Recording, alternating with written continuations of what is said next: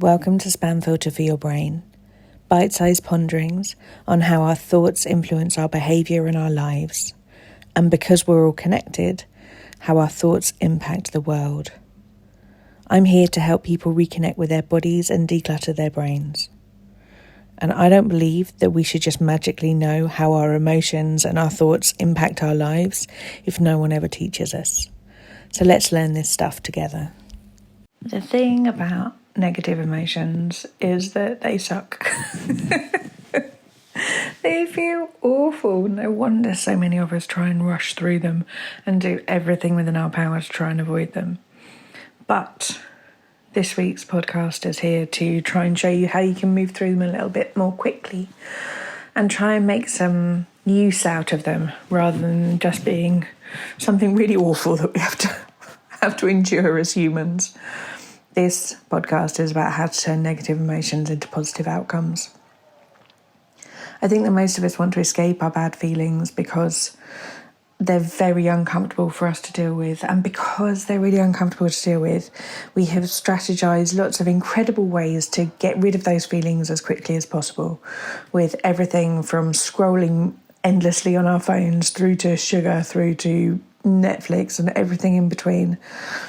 We have an awful lot of very, very clever ways to stop ourselves feeling any of the ick of life.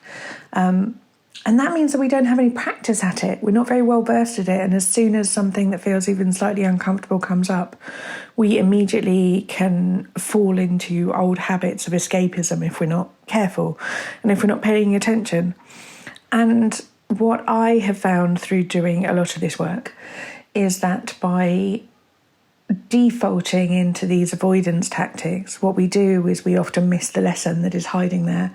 And even if you're like, I don't care about the lessons, I just want to stop feeling like everything sucks, what we actually do is we prolong the experience of feeling really dreadful.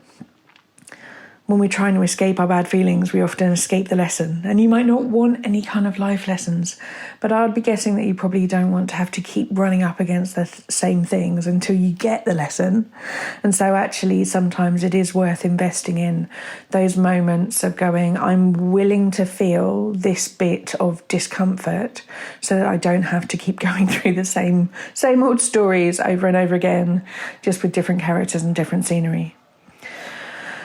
And one of the ways that I have found really useful in trying to break this idea of negative emotions being a bad thing and feeling like my body needs to escape them at all costs is to acknowledge that emotions aren't moral. They're just information. Something feeling bad doesn't mean that it is bad. Something feeling like shame or guilt or anger or discomfort doesn't always mean that something's gone wrong. Sometimes it is a really good arrow as to where I've not been listening to myself, where I have gone against the grain of what I knew was right, where I have prioritized something that perhaps I shouldn't have against my own best interests. If I'm trying to just escape from those feelings as quickly as possible, I'm not able to gather that information. And the chances are that I'll probably make the same mistake again. And so being able to sit with our emotions is a skill that is one of the least pleasant I've ever had to learn, and so worth it. I cannot explain how valuable a lesson it is. And there are many studies that have been done. I have none of them to hand, but you can go and look them up yourself, about how quickly an emotion passes when you're willing to sit with it. And that is so much further than what we think sitting with an emotion is. Quite often we think sitting with an emotion or just being with an emotion means that we have to feel dreadful forever and that it will never go away. And actually, I have come to understand that sitting with an emotion, being with emotion rather than trying to escape it, actually leads to it dispersing really quickly.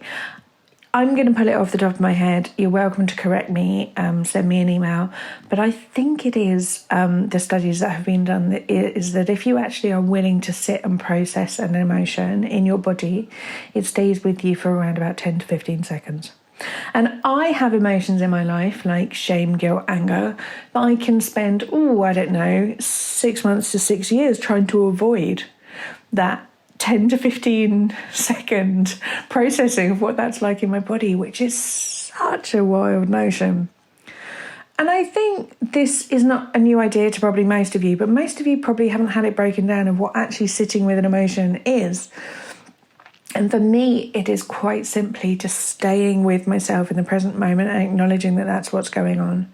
I remember going through a really tough heartbreak once, and sitting there one night and spending the whole night just repeating to myself, this is what heartbreak feels like. This is what heartbreak feels like, rather than trying to find my way to the bottom of a bag of crisps or watch some nonsense on YouTube or try and self-help my way out of those feelings. I just sat there going like, yeah, this is what it feels like right now. This is heartbreak. I feel very, very, very in the heartbreak. It is arguably, you never feel more alive than when you have a smashed heart. And I just sat there going, this is what heartbreak feels like. And I knew in that moment that if I was willing to sit with it at that point, I just would not have to process it again. I wouldn't have to spend all of my time trying to be afraid of being heartbroken, because I could sit there and go, this is what it is. It feels like this in my toes. It feels like this in my belly. Where is it in my heart, in my chest, in my head? Where feels tense, where feels light, where feels like it wants to wriggle away, where feels like it wants to sink to the floor. Where is this feeling for me in my body? How do I want to move with it? How do I want to feel my way into it? And you would be so amazing at how quickly it dissipates. What we generally think of as all of these terrible emotions and the things that we'd love to avoid is actually the resistance of these feelings. So it's trying to avoid feeling shame, it's trying to avoid feeling anger, it's trying to avoid feeling discomfort. All of that resisting and working against what are very natural responses are absolutely exhausting, and it feels so brutal because we're working against very natural responses.